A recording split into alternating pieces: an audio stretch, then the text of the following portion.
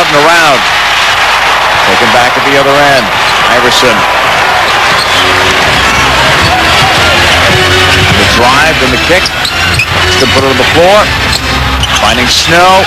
Handing it off to Harpring. Collected three. Yeah, it's Philadelphia's offense almost by accident. They really had a sense of where they wanted to go with the ball. They passed the ball and made the extra pass, but nothing was happening. Nothing was being created, and they wound up with a shot that's not an ideal shot. It's something that was off the ball. So Harpring got called underneath somewhere. Second foul. Houston's fall. Field goal percentage by the quarter, and Houston couldn't have picked the worst time to shoot poorly.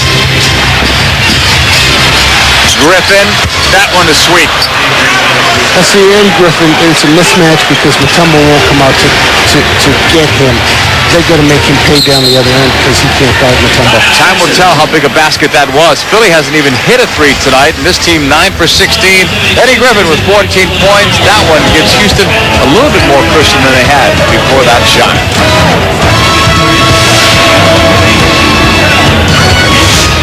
Stepped up and others. Keeler, I mean, you name it, Joe Smith.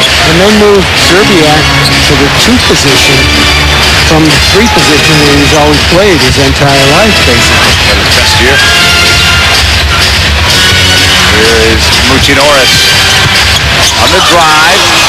Put it up, no roll, got it back. New shot clock. Oh, they put it up and hit it.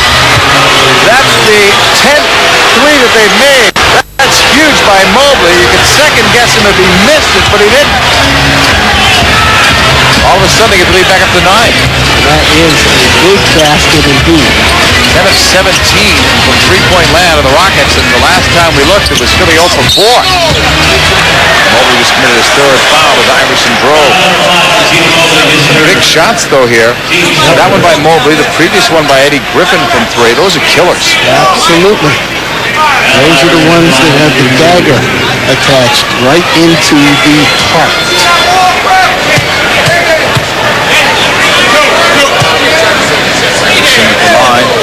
Uh-oh, violation right there. Eddie Griffin. But Iverson made it, so it goes unpenalized. 40 points for Iverson. Those are his career highlights. An NBA MVP. He's won 2 of the last 3 scoring titles, and he's leading again. And if he stays healthy, you would expect that he would win that once again. But it has not translated into a championship.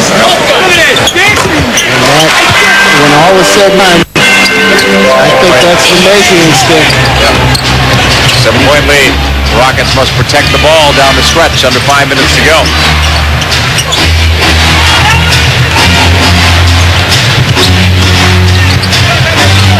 Thought about it. Now Griffin in for 2, doesn't want it.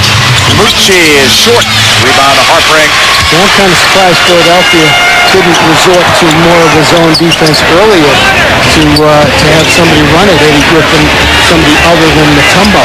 And you can do that in a zone defense. Norris just cleared the foul. But Larry Brown's a little bit old school and really doesn't like to employ the zone defense a whole lot.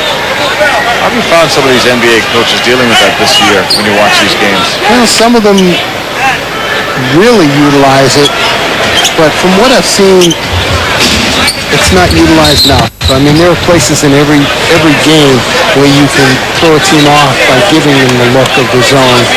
If you play it enough, you play as well as confidence in it. I don't see a whole lot of coaches really going to it enough. Clock problem. That's what they were working on. Pavetta coming over. Dick Pavetta is the best referee in the NBA. Nobody controls the game like Dick Pavetta. The players love him because you can talk to him and he's not quick with the team, but yet he is in control and he won't take too much from any player. Snow from about 18 feet out. Nice crash, rebound, big one there for young Griffin. Battling Mutombo for that rebound. 94 27. Houston maintaining their pace, bending but not breaking. And answering with some key baskets. Francis for three. That one missed. That would have been huge. Yeah, but it wasn't really a good decision on Stevie Francis's part to take that shot.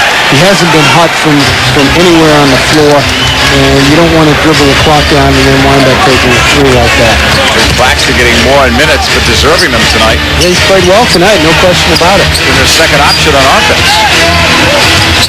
Distant second option. Oh!